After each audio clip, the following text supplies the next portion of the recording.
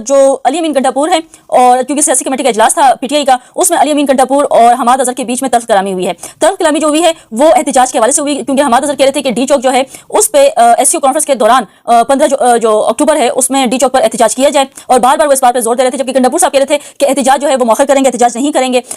اسی دوران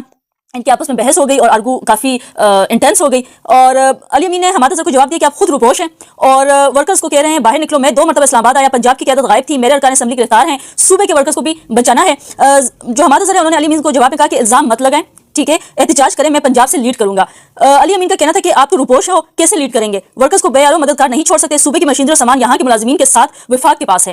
حماد اظہر نے جواب میں کہا کہ آپ کی گفتگو کا انداز سیاسی، اخلاقی اور تہذیب سے ہونا چاہیے، اگر اختلاف ہے تو تہذیب امیز الفاظ مت استعمال کریں، آپ تانے نہ دیں، ورکرز کو بھی آپ ڈی چوک پر چھوڑ کر فرار ہو گئے. انہوں نے بھی، جو حماد اظہر ہے انہوں نے بھی الٹا گنڈاپور جو ہے ان کو ٹونٹنگ کی، ان کو ٹونٹ مارا اور ان کو کہا کہ آپ بھی غائب ہو گئے تھے اپنے ورکرز کو ڈی چوک